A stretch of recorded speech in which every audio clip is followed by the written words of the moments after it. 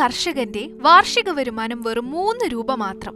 ഞെട്ടാൻ വരട്ടെ, കഴിഞ്ഞ ദിവസം മുതൽ സോഷ്യൽ മീഡിയയിൽ വൈറലായിരിക്കുന്നത് മധ്യപ്രദേശിലെ ഒരു കർഷകന്റെ വാർഷിക വരുമാനമാണ്. അപേക്ഷിച്ച് കാത്തിരുന്ന് വരുമാന സർട്ടിഫിക്കറ്റ് കയ്യിൽ കിട്ടിയപ്പോൾ രാജ്യത്തെ ഏറ്റവും ദരിദ്രനായ വ്യക്തിയായി മാറിയിരിക്കുന്ന ഒരവസ്ഥ. എന്താല്ലേ? വാർഷിക വരുമാനം 3 രൂപയാണെങ്കിൽ മാസവരുമാനം വെറും 25 പൈസയാണ്. മധ്യപ്രദേശിലെ 45-കാരനായ രാം സ്വരൂപ് എന്ന കർഷകന് ജൂലൈ 22-നാണ് തഹസിൽദാർ വരുമാന സർട്ടിഫിക്കറ്റ് നൽകുന്നത്. വരുമാന സർട്ടിഫിക്കറ്റിന്റെ പതിപ്പ് സോഷ്യൽ മീഡിയയിൽ പ്രത്യക്ഷപ്പെട്ടതോടെ തെറ്റ് മനസ്സിലാക്കിയ അധികൃതർ സ്വരൂപിന് പുതിയ വരുമാന സർട്ടിഫിക്കറ്റ് നൽകി. അതിൽ വാർഷിക വരുമാനമായി രേഖപ്പെടുത്തിയിരിക്കുന്നത് 30,000 രൂപയാണ്. അതായത് പ്രതിമാസ വരുമാനം 2,500 രൂപ.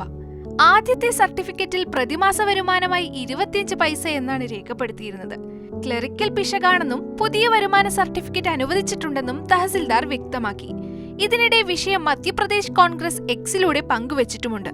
മധ്യപ്രദേശ് മുഖ്യമന്ത്രി മോഹൻ യാദവിന്റെ കാലത്ത് ഇന്ത്യയിലെ ഏറ്റവും ദരിദ്രനായ വ്യക്തിയെ കണ്ടെത്താൻ സാധിച്ചു എന്നാണ് പരിഹാസം.